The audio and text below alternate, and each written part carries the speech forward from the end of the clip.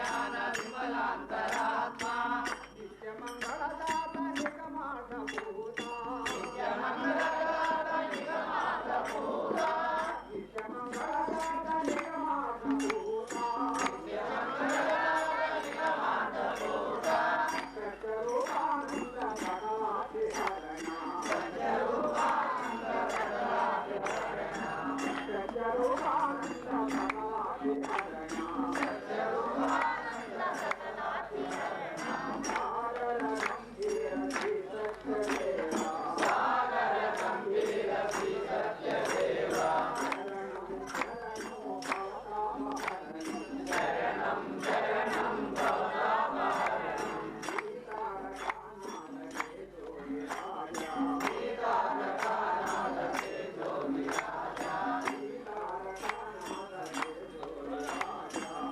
సీతారకానాథ తేజో విరాజ శ్రీ సత్యనారాయణాత్మీయ రూప శ్రీ సత్యనారాయణాత్మీయ రూప జగదంబ వరదత్త జ్ఞాన ప్రదీప జగదంబ వరదత్త జ్ఞాన ప్రదీప జగదంబ వరదత్త జ్ఞాన ప్రదీప జగదంబ వరదత్త జ్ఞాన ప్రదీప లీలావతార మహర్షీంద్ర అవతార మహర్షీంద్ర వందే సాగర గంభీర శ్రీ సత్యదేవ సాగర గంభీర శ్రీ సత్యదేవ శరణం శరణం భవతాపహరణం శరణం శరణం భవతాపహరణం సత్యాశ్రమస్థాపక సాధురూప సత్యాశ్రమస్థాపక సత్యాశ్రమస్థాపక సాధురూప సత్యాశ్రమస్థాపక సాధురూప బ్రహ్మానంద నిరవధ్య శ్రీరా బ్రహ్మానంద నిరవధ్య లీలా తోడ బోధించు ధర్మ ప్రచార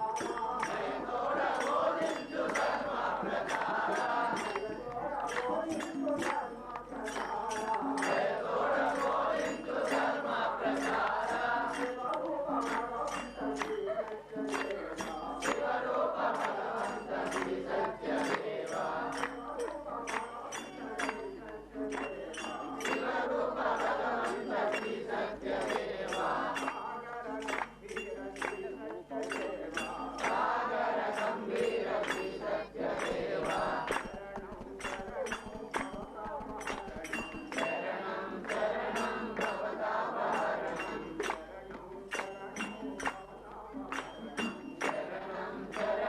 భవతాపహరణం జయ మంగళం నిత్య శుభమంగళం జయ మంగళం నిత్య శుభమంగళం నిత్య మంగళదాత సత్యాత్మ సంచార నిత్య మంగళదాత సత్యాత్మ సంచార దక్ష భవరోగ పరిహార పాలన లక్ష్య భవరోగ పరిహార నిర్మల భావాలు వెదజల్లు నీవోదా నిర్మల భావాలు వెదజల్లు నీవోద కర్మలం పటులైన కనుగొందు సత్యము పరంపరులైన కనుగొందు సత్యంబు జయ మంగళం నిత్య జయ మంగళం నిత్య శుభమంగళం మర్మమేమియులేని మానీయ గురుదేవ ఆనిలితో మాకు ఆశీసురుడువైన కృత్యాలి నొసగేను నిత్యారతులు భక్తాలి నొసగేను నిత్యారతులు జయ మంగళం నిత్య శుభమంగళం అఖండ భజనతో ప్రారంభమైంది. ఒక గంట సేపు ఈ అఖండ భజన చాలా ఆనందంగా గడిచింది. ఇప్పుడు తదుపరి కార్యక్రమం ఈ జ్ఞానయోగం గురించి అఖిలానంద గిరి స్వాముల వారు గోపాలకృష్ణాశ్రమం వెలింవేడు నల్గొండ జిల్లా వారు వచ్చి ఉపన్యసించవలసిన టైం అన్నమాట. అయితే అనివార్య కారణాల వల్ల వారు రాలేకపోయారు, ఇప్పటి వరకు రాలేదు. అంచేత ఈ సమయంలో మన ఆశ్రమం బ్రహ్మచారి శ్రీహరి ఒక గంట సేపు భక్తి యోగం గురించి ఉపదేశిస్తాడు. మీరందరూ శ్రద్ధగా వినవలసిందిగా కోరుతున్నాను. శ్రీ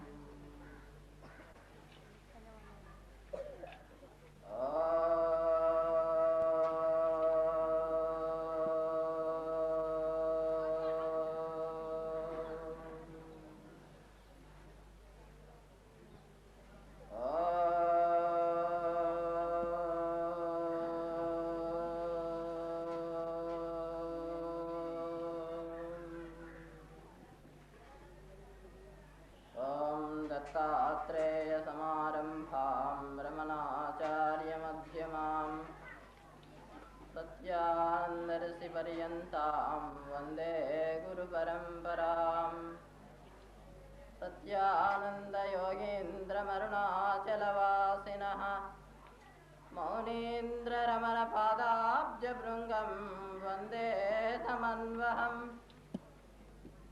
शान्तिर्नितान्तमधिका परमास्य शक्तिः वैराग्यमद्भुततमं करुणातु सान्द्रा ज्ञानं निरस्तकुहनं मधुरं च वृत्तं नॄणां निदर्शनमयं रमणो भगवान् ऋषिः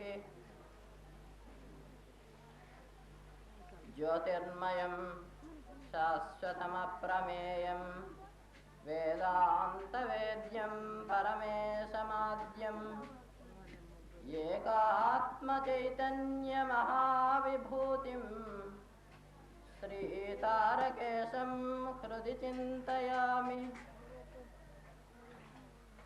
ध्यायेत् पद्मासनस्तां विकसितवदनां पद्मपत्रायताक्षीं हेमाभां पीतवस्त्रां करकलितसद्येमपद्मां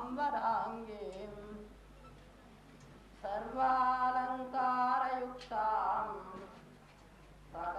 सकलमभयदां भक्तनम्रां भवानीं श्रीविद्यां शान्तमूर्तिं सकलसुरनुतां सर्वसम्पत्प्रदात्रीं कृष्णमङ्गलभद्राक्षं पुण्यश्रवणकीर्तनं वासुदेवं जगद्योनिं नौमि नारायणं हरिं कृष्णाय वासुदेवाय हरये परमात्मने प्रणतः क्लेशनाशाय गोविन्दाय नमो नमः।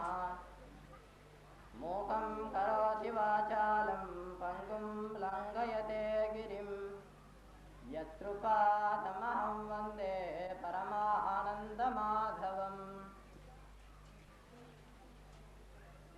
ఎవని యొక్క అనుగ్రహం చేత మూగవాడు కూడా మాట్లాడగలుగుతాడో, కుంటివాడు కూడా కొండలెక్కగలుగుతాడో ఆ ప్రణవస్వరూపుడైన పరమాత్మకు ప్రణమిల్లుతూ గురుదేవులకు సాష్టాంగ ప్రణామములు అర్పిస్తూ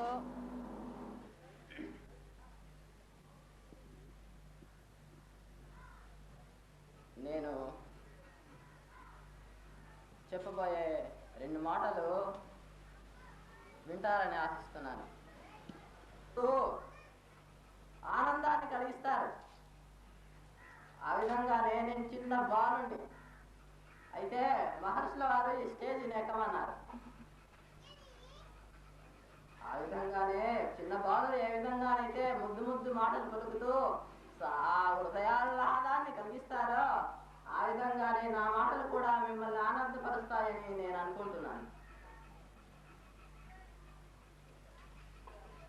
అయితే తెలిసి తెలియక పలికినటువంటి మాటలు ఏమైనా ఆనందంగానే ఉంటాయి.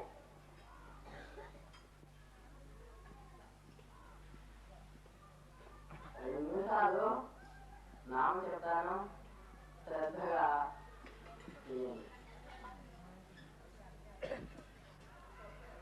రామ రాఘవ రామ రాఘవ రామ రాఘవ పాహి మాం. రామ రాఘవ రామ రాఘవ రామ రాఘవ పాహి మాం.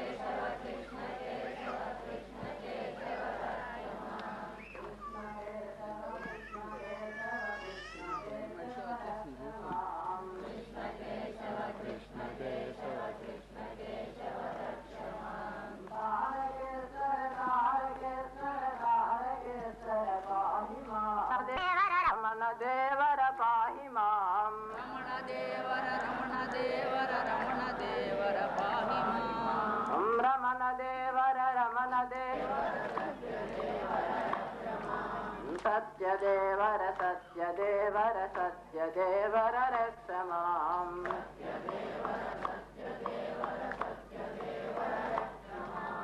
తారకేశ్వర తారకేశ్వర తారకేశ్వర పాహి మాం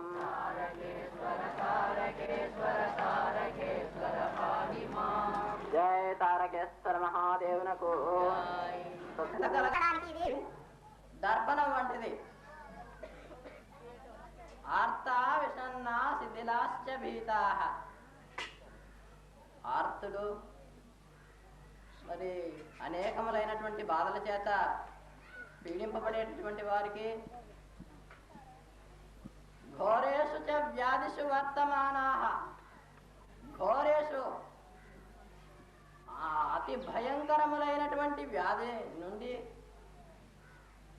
ఈ రాబోయే వర్తమానాః రాబోయే కాలంలో కూడా మనకు ఏవేవి సంభవిస్తూ ఉన్నాయో, ఎటువంటి కష్టములు సంభవింపబోతూ ఉన్నాయో వాటి నుండి కూడా రక్షించేటటువంటిది. అది ఏ విధంగా రక్షిస్తుంది? విముచ్య దుఃఖా సుఖినో భవంతు. ఏ విధంగా? నారాయణ శబ్దమాత్రం ఒకసారి నారాయణ అని ఉచ్చరిస్తేనే ఆ విధంగా భగవంతుని యొక్క నామం ఇన్ని ఘోరములైనటువంటి వాటి నుండి మనల్ని సుఖవంతుల్ని చేస్తుంది, రక్షిస్తుంది. కాబట్టి భగవంతుని యొక్క నామంతో మనం కార్యక్రమాన్ని ప్రారంభించుకుంటూ ఉన్నాం. ఎప్పుడైనా ఉదయం కానీ, సాయంకాలం కానీ, మధ్యాహ్నం కానీ, అంటే భగవంతుని యొక్క నామము అంత పవిత్రమైనటువంటిది, ఎటువంటి విఘ్నములు రానివనటువంటిది. ఇది భక్తితో ఉచ్చరించాలి. అందుకే భక్తి యోగము అని చెప్పారు. ఈ భక్తి అంటే ఏమి? మన మహర్షుల వారు గంటాపదంగా చెప్తూ ఉంటారు. భక్తి అని మహర్షుల వారు చెప్తూ ఉంటారు. మరి అటువంటి ఈ మాటకు ప్రమాణం ఏమిటి అంటే చాలా మంది మహర్షులు కూడా పూర్వం చెప్పి ఉన్నారు. నారద మహర్షుల వారు తైలధారావత్ అన్నారు, చెప్పారు. భక్తి వచ్చింది. భజ అనేటటువంటి ధాతు అది. భజ్ సేవించడం. భక్తి అంటే సేవించడం అనే అర్థం. ప్రీతి ఉంటే మనం ఎక్కడెక్కడి నుంచో చేసినటువంటి పదార్థములు మనం తినకుండా ఇతరులకు ఆ ప్రీతి ఉన్నటువంటి వారికి పెట్టాలనే అభిలాషగా ఉంటుంది. మా అబ్బాయి ఉన్నాడు ఇంట్లో, వాడికి పెట్టాలి అని తీసుకొస్తూ ఉంటాం. వాళ్ళు తినకుండా, తల్లి తండ్రి వారు తినకుండా వారు ఉపవాసం ఉండి బిడ్డలను సంరక్షిస్తూ ఉంటారు. ఎందుకు? వారి వాత్సల్యం చేత. వారికి వీర్యందు అమితమైనటువంటి వాత్సల్యం ఉన్నది. ఆ విధంగానే బిడ్డలు కూడా అతి భక్తితో, వారి యందు అత్యంత గౌరవంతో ఎక్కడి అయినా వీడికి లభిస్తే మా తల్లికి తండ్రికి పెట్టాలి, తర్వాత నేను తినాలి అనుకోవాలి. అటువంటి వాడే పుత్రుడు. కాబట్టి ఈ భక్తి చాలా గొప్పది. ఇటు భక్తి ఉండాలి, అటు శక్తి ఉండాలి అంటారు మన మహర్షుల వారు. శక్తి లేక వాడు భక్తితో పూజిస్తే వ్యర్థమే. మరి శక్తి ఉండి వాడికి భక్తి లేకపోతే అది వ్యర్థమే. కాబట్టి భగవంతుడు చెప్తాడు 10వ అధ్యాయంలో, ఎవడైతే నన్ను భక్తితో భజిస్తూ ఉన్నాడో వాడికి నన్ను తెలుసుకునేటటువంటి బుద్ధియోగాన్ని ప్రసాదిస్తాను. దదామి బుద్ధియోగం తం ఏన మాం ఉపయాంతితే తేషాం సతతయుక్తానాం భజతాం ప్రీతిపూర్వకం. సతతయుక్తులై ఎవరైతే నన్ను భజిస్తూ ఉన్నారో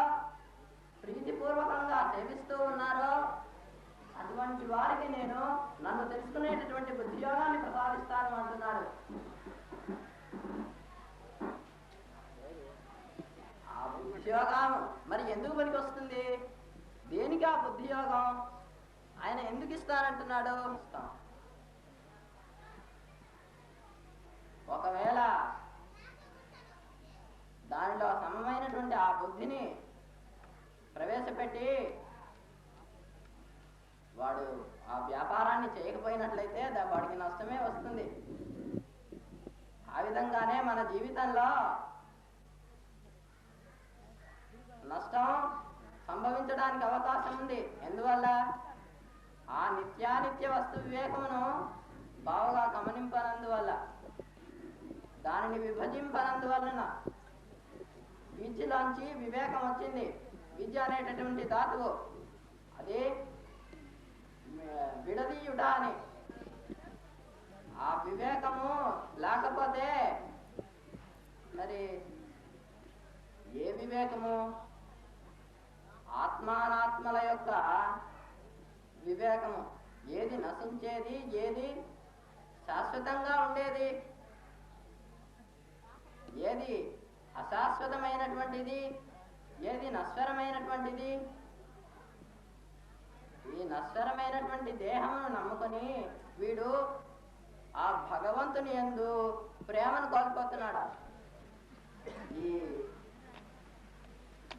కష్టముల నుండి దాటుకొని పైకి వెళ్ళినట్లయితే సముద్రమును ఏ విధంగా చేరుతుందో ఆ విధంగానే భగవంతుని చేరడానికి అవకాశం ఉంది. సింధు సరిద్వల్లభం ప్రాప్నోతి యథా తథా పశుపతేః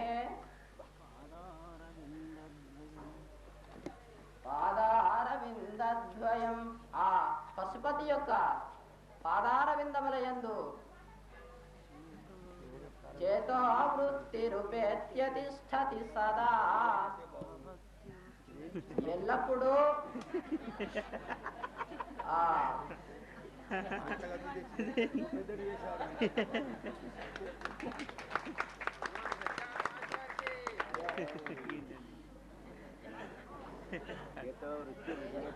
ఎల్లప్పుడూ ఆ మనస్సుని ఆ భగవంతుని యందు, ఆ పశుపతి యందు, పాదారవిందముల యందు ఉంచినట్లయితే అదే భక్తి అని మనకు చెప్తూ ఉన్నారు శంకర్ల వారు. ఆ విధంగా మనం ఆచరించాలి. మరి యోగము అంటున్నాము. ఈ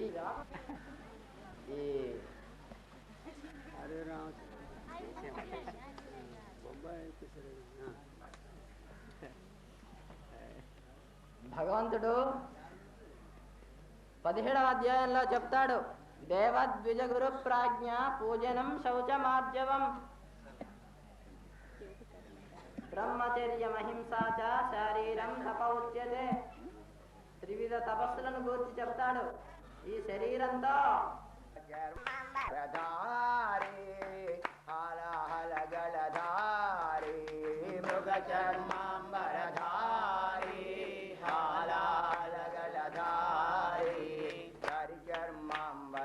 చంద్రకళాధర భోళా శంకర పాయే. కరిచర్మాంబర చంద్రకళాధర భోళా శంకర పాయే. తారకేశ పాయే భోళా శంకర పాయే. తారకేశ పాయే భోళా శంకర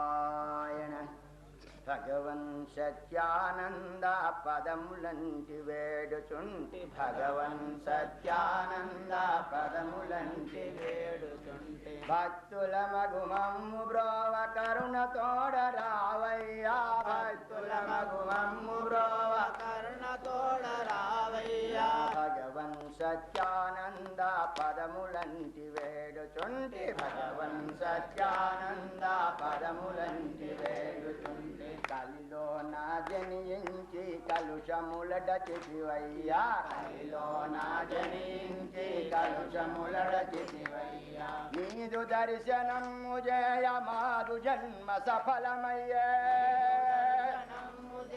మాదు జన్మ సఫలమయ్యే నీదు దర్శనము జయ మాదు జన్మ సఫలమయ్య నీదు దర్శనము జయ మాదు జన్మ సఫలమయ్య మాదు జన్మ సఫలమయ్య మాదు జన్మ సఫలమయ్య నీ బోధల జనులకెప్పుడు నిత్యమైన వెలుగులయ్యా నీ బోధల జనులకెప్పుడు నిత్యమైన వెలుగులయ్యా ఆ వెలుగుల మోక్ష పదమునందించడివయ్య దేవా మోక్ష పదము నందించడివయ్య దేవా ఆ వెలుగుల మోక్ష పదమునందించడివయ్య దేవా వెలుగులే మోక్ష పదము నందించడివయ్య దేవా నిత్యము నీ పాద భక్తి నిలుపుము మాయదలలో భగవన్ సత్యానంద పదములంటి వేడుచుంటి భక్తుల మగుమమ్ము బ్రోవ కరుణ తోడ రావయ్యా భక్తుల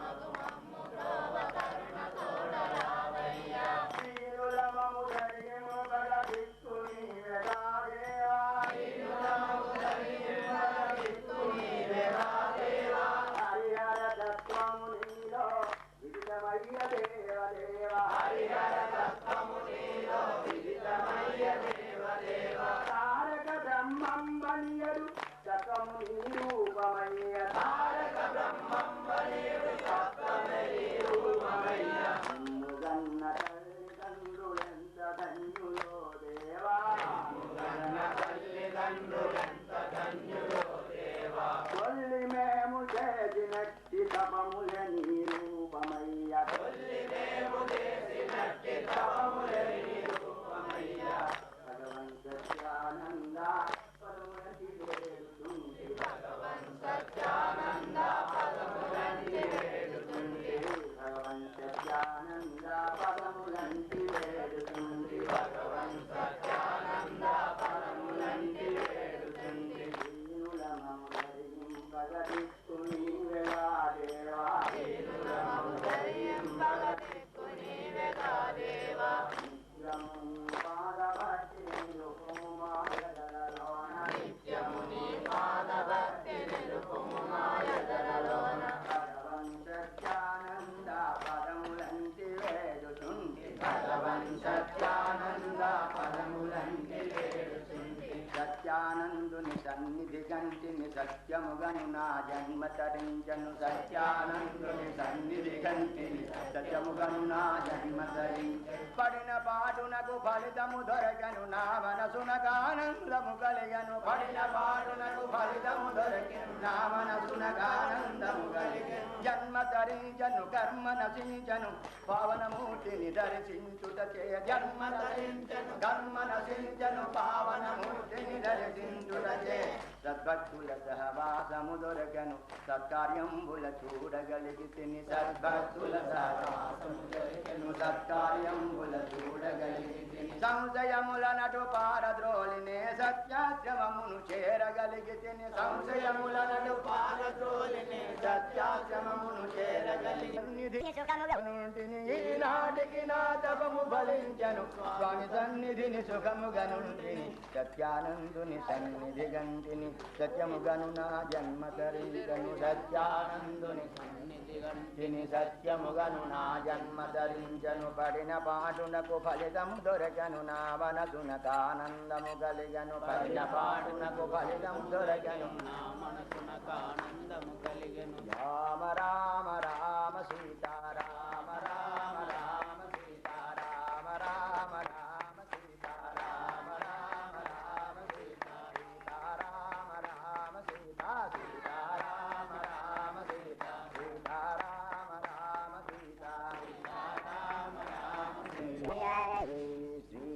సత్యానందయోగీంద్రం అరుణాచలవాసినః మౌనీందరమణ పదాబ్జభృంగం వందే తమన్వహం యో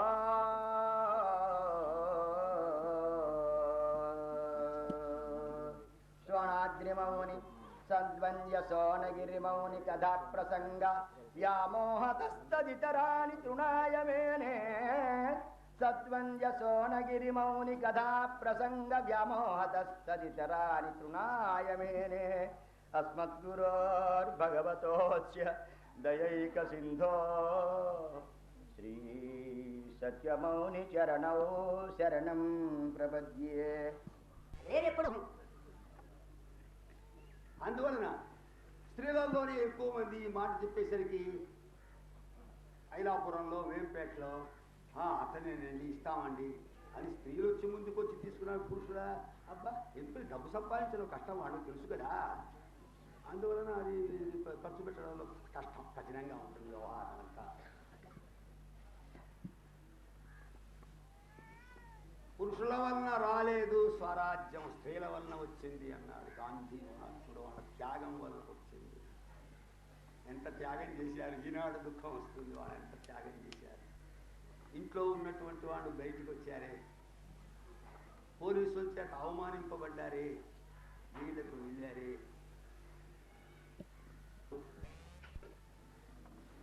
నీకు భోజనం ఉండదు. యథార్థంగా జరిగేటటువంటి విషయం. దానికి రామకృష్ణ పరమహంసుల వారు చెప్తారు, బాగా చెప్తారు. ఒక బ్రాహ్మణుడు దేవతార్చన కట్టుకోవడానికి ఒక పట్టుబట్ట కావాలని ఒక వర్తకుణ్ణి అడిగాడు. అడిగితే సరే రేపురా అన్నాడు. మళ్ళీ రేపు వస్తే రేపురా అన్నాడు.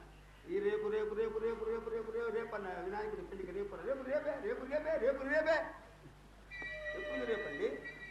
12 సంవత్సరాలు చెప్పాడు. ఒక ఆయన ఉపాయం చెప్పాడు. వీరివాడ ఆయన అడిగితే ఏమి ఇస్తారా, ఆమెను అడుగు, నిమిషాల్లో వస్తుంది. ఎందుకు రాదు? ఆమె కోపం వస్తే వీడు గరగలాడిపోతాడు. ఆమెకు 101 వస్తే వీడికి 105 వస్తుంది. 105 డిగ్రీలు వస్తుందండి. 1 కాదు 2 కాదు. ఆమెను వెళ్ళి అడిగాడు ఈ బ్రాహ్మణుడు. ఏమమ్మా 12 సంవత్సరాల నుంచి తిప్పుకుంటున్నాడు, పట్టుబట్ట ఎక్కడ పోలేదు, కోటీశ్వరుడు ఎక్కడ రాలేదు. బ్రాహ్మణుడా రేపు 9 గంటలకు రాని నీకు పట్టుబట్టేసి. ఓయమ్మో మోయమ్మో బాబు, ఆయన 12 సంవత్సరాలు తిప్పుకుంటుంది, నేను 20 సంవత్సరాలు తిప్పుకుంటుందేమో అనుకున్నాను. రేపు 9 గంటలకేనట. సంశయించకో, 9 గంటలు రా చేస్తాను. ఆయన పరమలోభి 5 మైళ్ళ దూరంలో ఉండే దుకాణం నుంచి నడిచి నడిచి అలసి సొలిసి చెమటంతా పట్టి ఇంటికి వచ్చి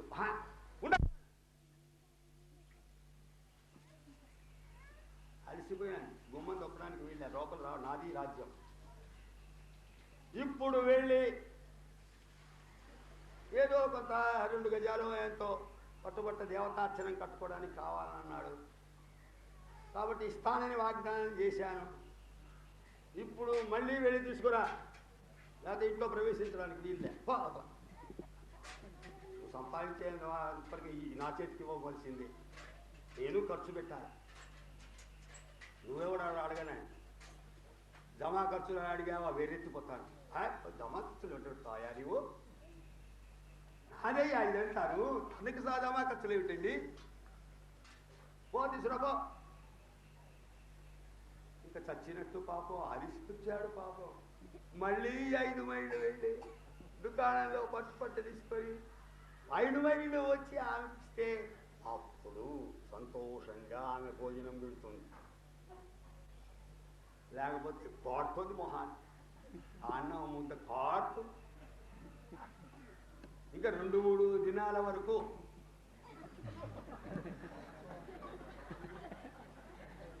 మూర్తిట పెట్టింది అంటే నేల కొంప మునిగిపోయినట్టే, అంతా పోయినట్టే. ఎవరైనా అదేంటి నేను చెప్పినట్టు నా భార్య నడుస్తుంది అనేవాళ్ళు ఎవరు లేండి. నాకు తెలుసు, నేను అబద్ధం చెబుతున్నాను. నిజమేం చెబుతున్నారండి మీరు? కామానికి దాసులే అందరూ. ఎంత వారైనా అంత దాసులే అన్న. నువ్వు 60 ఏళ్ళు ఉండు, నువ్వు ప్రొఫెసరుగా, నువ్వు జడ్జిగా, ఎవరైనా ఆయనకు లెక్కలేపక్కలే తిట్టేది ఆయన దగ్గర అనకూడదు. వీళ్ళు అనుకుంటారు నువ్వు పిలిచి తిట్టే బాగుండు, అందరూ తిట్టారే, అదేంటో కొట్టినందుకు దానిగా నవ్వినందుకు ఏదో చెబుతారే, సామెత అట్టయిపోయిందే. అందరిలో తిట్టకుండా ఆయన పద్ధతి మా పద్ధతి కూడానండి. తిట్టేది బహిరంగంగా ఏమైనా అనుకోండి. ఆయన పద్ధతి వేరు, నా పద్ధతి వేరండి. లేకపోతే ఆయన మోస్తరు ఉంటే బాగుండేది, కానీ ఎక్కడికి తిరగకుండా, ఏది సంబంధం పెట్టుకోకుండా. డబ్బు తీసుకోబట్టి కదా వీళ్ళు అడుగుతున్నారు. ఆయన తీసుకోకపోతాడు. ఇంకా చిన్న సమయం తీసుకొని చిన్న సమయం ఖర్చు పెట్టడం. అట్టయితే ఆయన అడిగేది లేదుగా. ఆయన పద్ధతి అది, మన పద్ధతి ఇది. పంతులు లక్ష్మణ శాస్త్రి గారు వెళ్ళారు మా ప్రబోధం వలని. అంతకుముందు రమణ మనుషులే తెలీదు. ఆ విజయనగరం విశాఖపట్నం జిల్లాలో ఈయన ఎవరో తెలియదు. మా ప్రచారం వల్లనే అందరికీ తెలిసింది. గర్వంచగా చెప్పుకోవడం కాదు, యథార్థం చెప్పుకోవడం. ఇంతమంది వెళ్ళారు. వెంకటరత్న శర్మ కూడా నేను వెళ్తా అన్నాడు. అయ్యా నీ తోకాడిస్తావేమో ఆయన దగ్గర, ఆయన మహానుభావుడు అండి, నువ్వేం మాట్లాడద్దు, దర్శనం చేసుకుని ఏదైనా ఉంటే అడిగి వినయంగా అడిగిరా అంటే చెడ్డ స్వభావం ఎలా పోతుంది? అది పోదు, కాల్చినా పోదు, బండి కట్టెల్లో పోతుంది. మరి పోదండి, శ్మశానికి కాలిస్తే పోతుంది. ఈ అసూయలు, ఈ ద్వేషాలు, ఈ కామక్రోధాలు ఇవి పోయేవే. ఎంతవరకు చచ్చేంతవరకు ఉంటాయి. ఇంకా ఏమైనా ఉంటాయేమో శాస్త్ర ప్రకారం కొంత ఉంటామని ఉన్నారుగా శాస్త్రం చెప్పిన. ఆ తర్వాత కూడా తప్పకుండా ఉంటుంది. ఎందుకుంటుందండి? ఏది ముఖ్యం అంటే ఇదే ముఖ్యం. గురువు చెప్పింది ముఖ్యం కాదు, శాస్త్రం చెప్పింది అసలే ముఖ్యం కాదు. ఇట్లా ఈ విధంగా ఇది సామాన్యంగా అలవడినటువంటి దుర్గుణాలు ఇది ఎన్నటికీ నశించేవి కావు. 3 గంటలు ఉపన్యాసం చెప్పి ఇది ఉపోద్ఘాతమే అన్నారు. చచ్చారట. ఇది అందరూ అయ్యా నువ్వు చెప్పొద్దండి, ఇదేమిటి 3 గంటలు ఉపోద్ఘాతం ఏమిటి? ఉపోద్ఘాతం తక్కువ ఉండాలి, ఉపన్యాసం ఎక్కువ ఉండాలి. ఇంతసేపు ఉపోద్ఘాతం మాకు ఓపిక లేదు బాబు. 3 గంటలు కూర్చోబెట్టావు, ఇంకా ఉపన్యాసం ఎన్ని గంటలు చెబుతావు? వద్దు బాబు ఉపన్యాసం, నీ ఉపన్యాసం వద్దు, మాకు కాళ్ళు నొప్పులు పుట్టున్నాయి, మాకు తిమ్మిరెక్కుతుందండి, మా బుర్ర చెప్పిన దాంతో నిండిపోయింది, ఇంకా తినే చోట్లేదు, అక్కడ బుర్ర చోట్లేదు. అయ్యా మీరు వెళ్ళిపోండి అన్నారట. ఇది విచిత్రంగా చెప్పుకునేవారు. 44, 46 సంవత్సరాల్లో జరిగింది ఇది. ఓ పండితుడు వచ్చి ప్రారంభించాట. ప్రారంభించి ఇదంతా ఉపోద్ఘాతమే అన్నాడు. ఇదేంటి ఉపోద్ఘాతం తక్కువ ఉండాలి, పుస్తకం ఉందంటే ఉపోద్ఘాతం తక్కువ ఉండాలి, విషయం పెద్దదిగా ఉండాలి.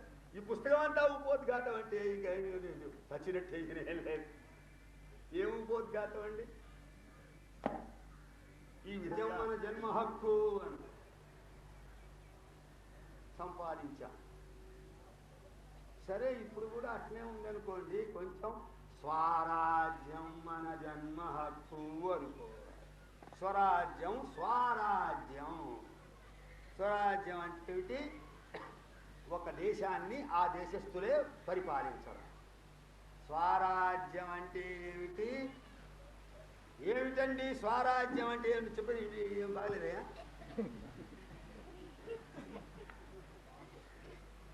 స్వరాజ్యం అంటే ఏమిటి అంటే, స్వరాజ్యం అంటే మన దేశాన్ని మనం పరిపాలించడం. స్వరాజ్యం అంటే లోపల ఉన్న మనస్సును పరిపాలించడం. మనస్సు ఆత్మ అంటే ఏమిటి? మనస్సే ఆత్మ, ఆత్మే మనస్సు. మనస్సే జీవుడు, జీవుడే మనస్సు.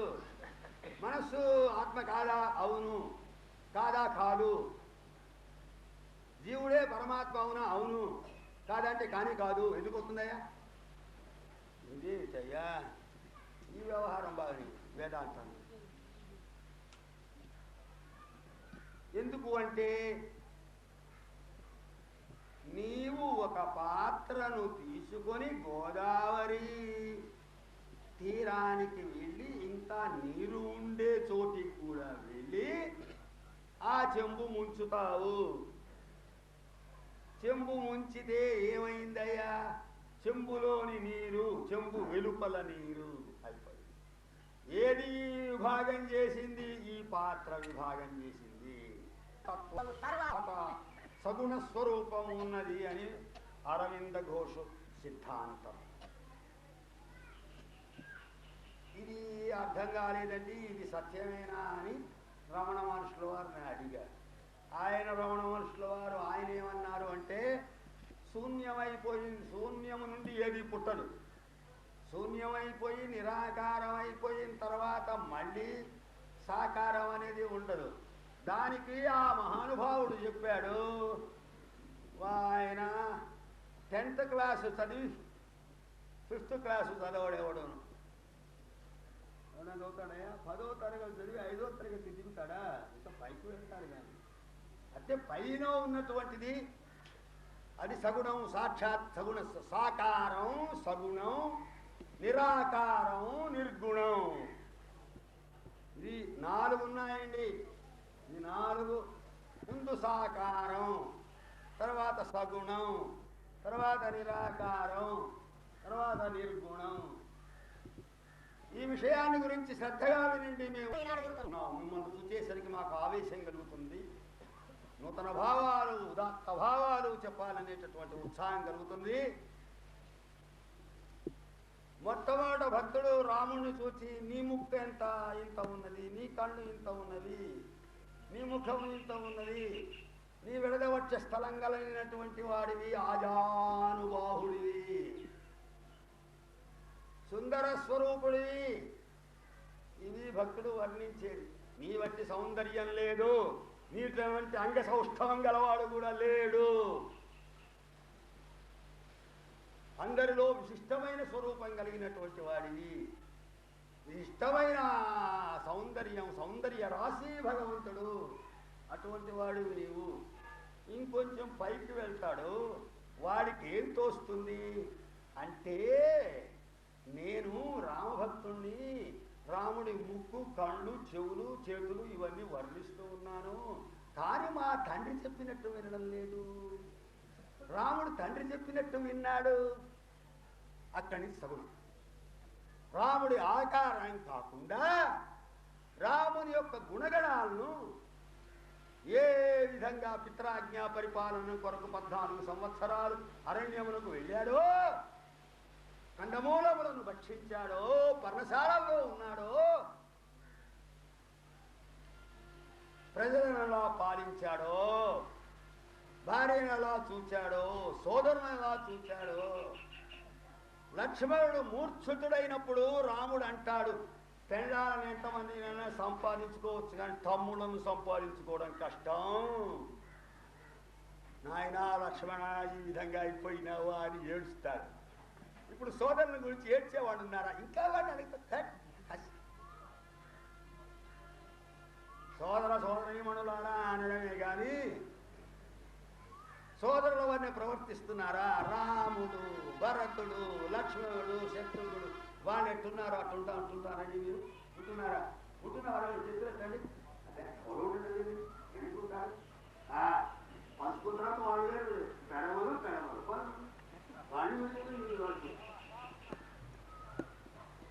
వాడిని పైకి లాగేస్తారు. అసలు గురువు దగ్గరికి వెళ్ళినప్పుడు ఏం చెప్పాలి? ఎదిరించడం కాదు, జెండా బొగులాగా నిలబడం కాదు, వంగానండి గురువు దగ్గరికి వచ్చినప్పుడు. రమణ మహర్షుల వారు అంటారు, వచ్చేటప్పుడు మెత్తగానే వస్తారు, తర్వాత బాగా గట్టి అయిపోతారని, ఏకు మేకైపోతారని చెప్తుంటారు రమణ మహర్షులు. ఏకు మెత్తగా ఉంటుంది, వచ్చిన తర్వాత మేకైపోతాడు. అక్కడ ఉండే ఆశ్రమం వాడిని అంతా అంటుంటాడు ఆయన. కానీ ఆయన అంటే వాళ్ళ ఉద్దేశం ఏమిటి? కాకేసిపోతాడని. మన మార్గం, మన నిష్ఠ మాత్రం వదలకూడదు. అట్లా రమణాశ్రమంలో కూడా చాలా మంది ఉన్నారు. దుష్టంలో నిష్ఠ, దుష్టత్వంలో నిష్ఠ, సద్విషయంలో నిష్ఠ కాదు. ఎన్ని ఆయన తిట్టినా మనం ఇద్దరే ఉందాం. ఆ మానవుడు నిష్ట బాగా ఉండాలి. మానవుడు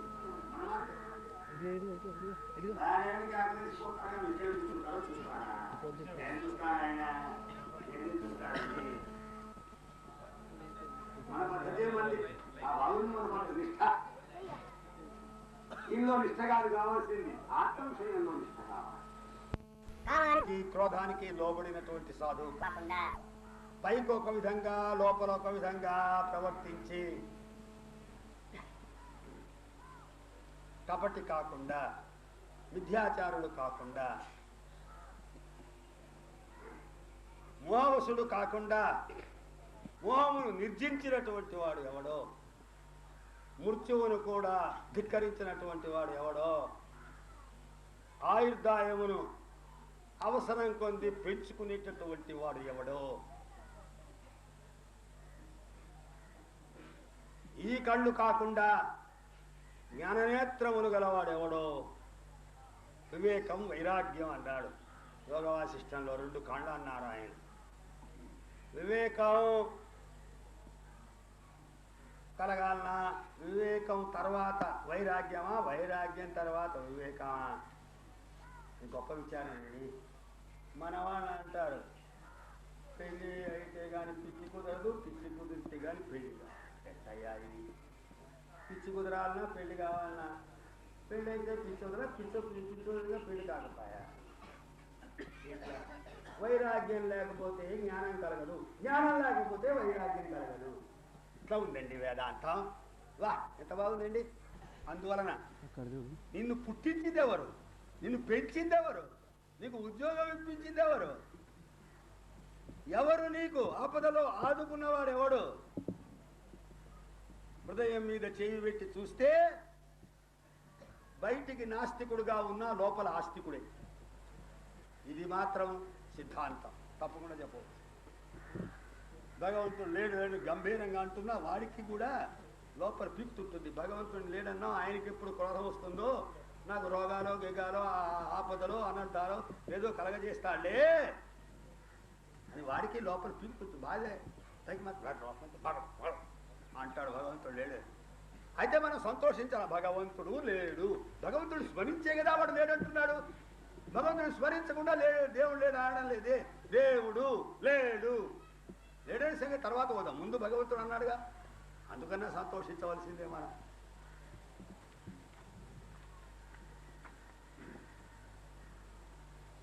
ఒక విషయం చెబుతూ ఉంటాం, అది ఇప్పుడు జ్ఞాపకం వచ్చింది.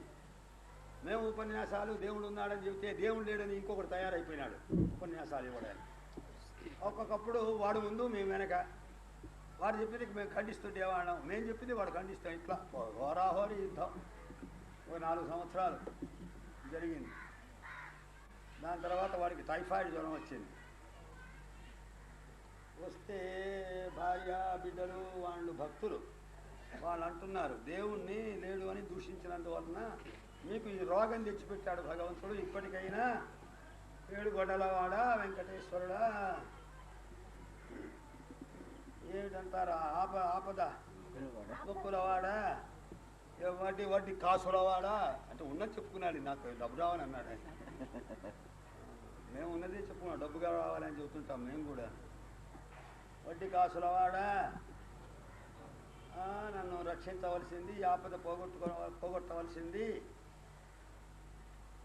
అని ప్రార్థిస్తారు. ప్రార్థిస్తే ఆయన కరుణించి ఈ ఆపదలన్నీ పోగొడుతుంది. కరుణించి ఆపదలంతా పోయిన తర్వాత కొంతమంది భక్తి కలిగి ఉంటారు, కొంతమంది నువ్వేమిటయ్యా రక్షించావు, నా శక్తి నా సామర్థ్యం వలన నేను ఈ ఆపద నుండి తప్పించుకున్నాను పోవయ్యా. ఒకడు బడికి వెళుతున్నాడు, నేను చదివింది పరీక్షల్లో ప్రశ్నాపత్రం రావాలా, చదివిన దానిలో రావాలి వాయుదూత హనుమాన్ ఆంజనేయ స్వామి దేవాలయంలో చెబుతున్నాడు. వారికి అసలు రాజేశాను వాడు కొబ్బరికాయ కొట్టాలని అన్నాడు. మళ్ళీ కొబ్బరికాయ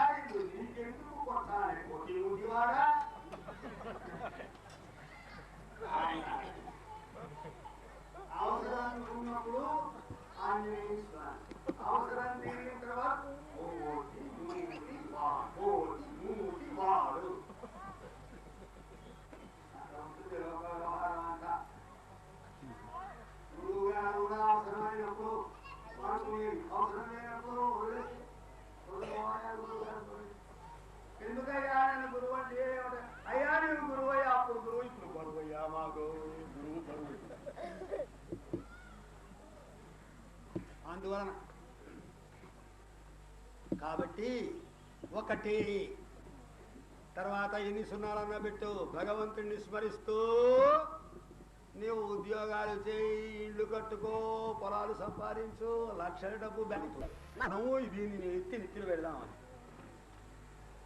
అట్లా ప్రయత్నం చేసేటటువంటి వారికి భగవంతుడు సహాయపడతాడు. ఇప్పుడు నాకేం తెచ్చామంటే దర్శనానికి రాకుండా ఉంటే బాగుంది అనుకున్నారు. ఇవాళ వెళ్ళకూడదు అనుకుంటే ఏమిటో అప్రయత్నంగా ఆ శక్తి రావుతుంది. వచ్చిన ధనం అయిపోయింది. ఈ బ్రహ్మణ సమహాయ జ్ఞానికి ఇచ్చిన వాళ్ళ పేర్లు చదువుతారు. ఎందుకంటే మా చిన్న స్వామి నా మీద పడితే నేను మీ మీద పడతాను అంతే. నేను ఇక్కడ ఇస్తాను ఏమైనా గురుపాఠశాల గమతానికి పోతానా? అబ్బాయి ఇప్పుడేం పోతాను చావడానికి సిద్ధంగా ఉంటే. ఇదివరకైతే ఏవో కానీ ఇప్పుడెందుకు పోతానండి? ఇదివరకు కూడా వెళ్ళలేదు అనుకో వెళ్ళను. వెళ్ళేటట్టయితే మీరెందుకు మమ్మల్ని ఆశ్రయిస్తారు? ఊరికే అన్నాం అంతే. ఆయన వేలు కావాలంటే ఈ వేళ్ళు కాదండి, అసలు డబ్బు ఇస్తే కానీ ఒప్పుకోడు ఆయన. వేలంటే ఈ వేలు చూపిస్తే ఒప్పుకోడు. డబ్బు ఇంత పని అవుతుంది, ఇంత పని జరుగుతుందంటే పాడుకుంటున్నారు, కూరలు కొంటున్నారు. వచ్చిన వారికి ఎన్ని వేలైనా లోపం చేయవద్దని చెప్పి మేము చెప్పాం, ఎంతైనా ఇస్తామని చెప్పి చెప్తాం. ఆ విధంగానే ఇవ్వడం జరుగుతుంది. ఖాళీ పెట్టి ఖాళీ సంచి ఖాళీ. కాబట్టి చదువుతారు ఇచ్చిన వాళ్ళ పేర్లు. ఇంకా ఎవరైనా ఇచ్చి మరిచిపోయి ఉంటే జ్ఞాపకం పెట్టుకోండి. ఇదేమిటయ్యా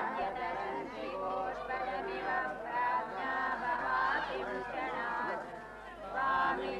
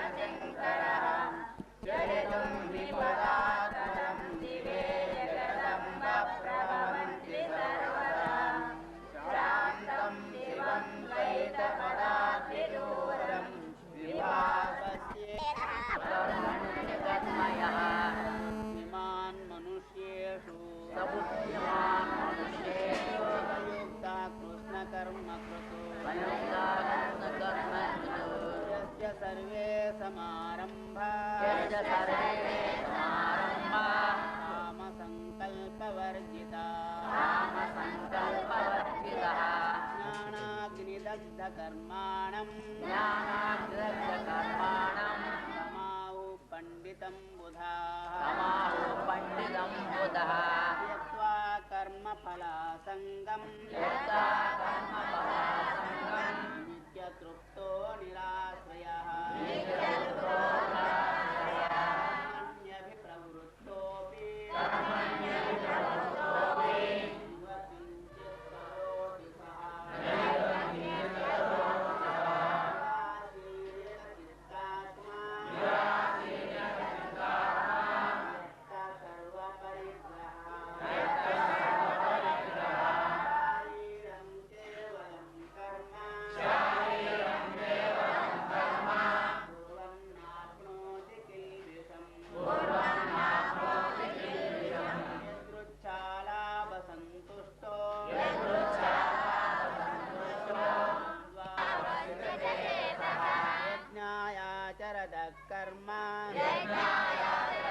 अग्रं प्रविलीयते ब्रह्मार्पणं ब्रह्म हविः ब्रह्माग्नो ब्रह्मणाहुतं ब्रह्मैव तेन गन्तव्यं कर्मसमाधिना दैवमेवापरे यज्ञं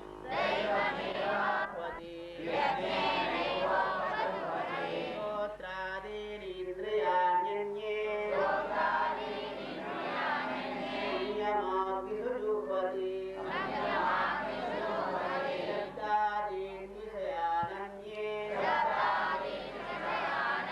इन्द्रियाग्निषु जुह्वति सर्वाणि इन्द्रियकर्माणि प्राणकर्माणि चापरे आत्मसंयमयोगाग्नौ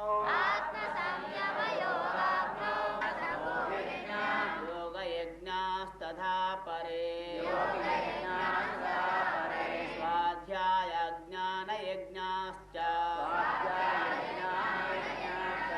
यतया संस्थितौ रताः अपाने जुह्वति प्राणं प्राणे पानं तथा परे प्राणापानगतिरुद्ध्वा